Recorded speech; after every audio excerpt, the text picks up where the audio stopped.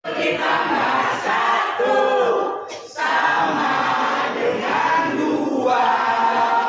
Dua ditambah dua sama dengan empat. Empat ditambah empat sama dengan delapan. Delapan ditambah delapan sama dengan 16. Tinggi si burung merpati melayang turun ke dahan jati.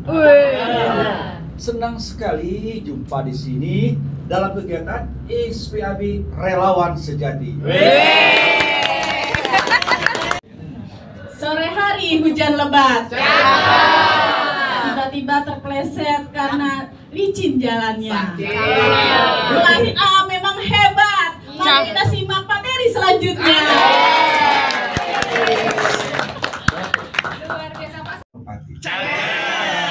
Melayang turun ke dahan jati.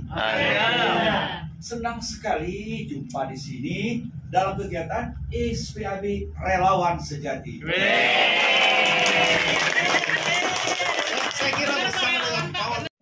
Sore hari hujan lebat. Cantik.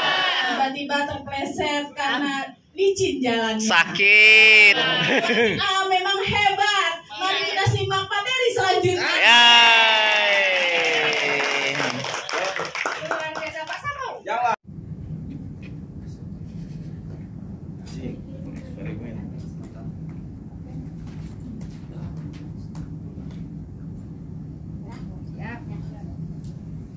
Ayo hati-hati jika ada gempa, janganlah khawatir dan janganlah panik.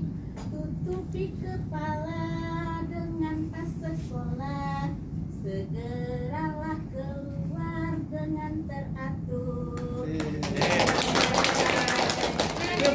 Video dulu.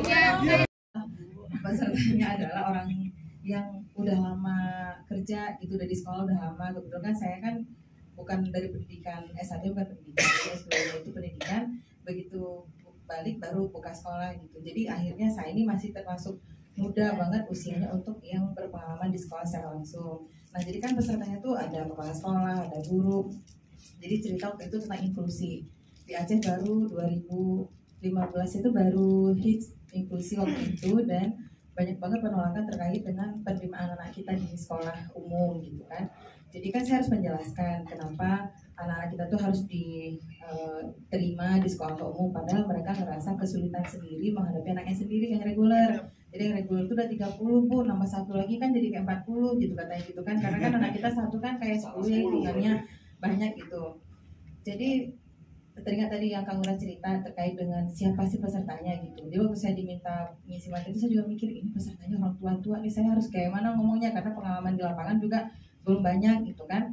Kemudian yang kedua, bikin ice breaking bikin deket dulu gitu. Jadi saya ngerasa kayaknya ini perlu PDKT dulu nih biar mereka suka sama saya dulu gitu. Jadi apapun yang saya ceritakan diterima gitu kan. Terus akhirnya kayak tadi kata Ibu, Bapak tidak seperti Bapak, jadi saya belum bisa menjawab pertanyaan ini. Saya akan belajar lagi, mungkin karena Bapak yang lebih berpengalaman seperti itu. Jadi kayaknya kita lebih merendah aja atau menarik diri kayak gitu, kayak karena biasanya yang senior gitu butuh pengakuan kalau dia itu lebih pintar daripada kita.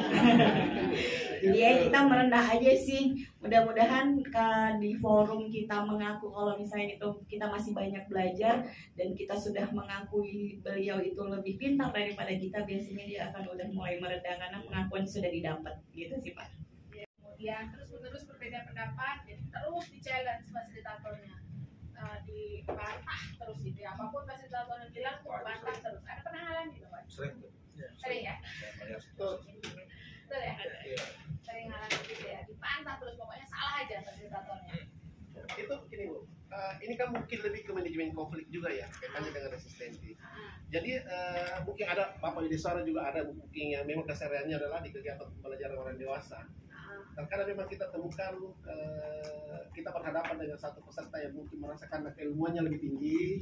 Kita membawa materi di atas dengan proses, masih memproses. Terkadang selalu bertanya hal yang mungkin yang menganggap bahwa kita mungkin agak jauh untuk bisa menjangkau ke sana. Nah itu sikap-sikap kita seperti apa, Bu? Karena artinya kan berulang-ulang terus, misalnya orang-orang yang seperti ini yang memang hanya mengetes kita di pikirannya ini di atas, mungkin karena juniornya atau karena memang masih di bawah dari saya. Itu kita terkadang kita temukan hal yang seperti itu. Nah langkah yang kita lakukan dengan kondisi seperti ini, tadi sudah sampai kalau misalnya ada pertanyaan yang sering diajukan kita tidak bisa menjawab, kita bisa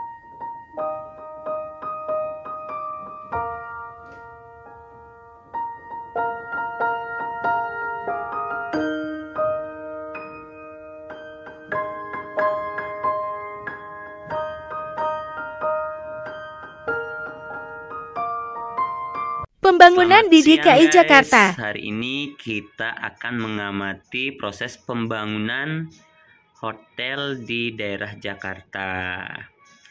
Nah, kalau dilihat dari ujung sana tuh sampai ujung situ tuh sudah nampak banyak ada gedung bertingkat, berjejer. Tetapi di bawah sini, nah ini masih banyak pemukiman warga, guys. Nah, ini kelihatan seperti kota tua. Ya memang dari segi tekstur pembangunannya itu masih lama. Kita lihat atap-atapnya pun masih menggunakan seng. Terus bagian-bagian rumahnya pun masih kelihatan ya kumuh jika dibandingkan dengan hotel-hotel yang berdiri tegak di antara pemukiman ini. Nah, di sini kita amati ada proyek. Nah, ini banyak berjejer alat-alat berat.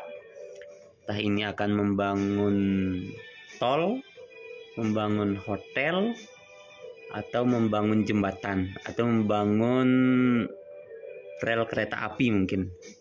Nah, kita tidak tahu, tapi kita bisa mengamati dari atas ini proses hiruk pikuk masyarakat yang tinggal di Jakarta. Nah, di sini juga kita bisa melihat pemandangan Tugu Monas yang menjadi ikon Jakarta ya. Banyak orang yang berkunjung ke Jakarta dan menyempatkan diri sekedar suap foto di Tugu Monas ini, dan bahkan ada yang naik sampai ke puncak. Konon itu yang di puncak itu adalah kayak obor yang dibuat dari emas. Entah benar atau tidak, kita juga tidak tahu. Tapi kalau kita lihat memang warnanya agak kekuningan, guys. Oke, sekian laporan kita hari ini dari Jakarta. Mudah-mudahan sahabat di luar sana yang belum pernah berkunjung ke Jakarta, rezekinya dilancarkan. Amin nastungkare.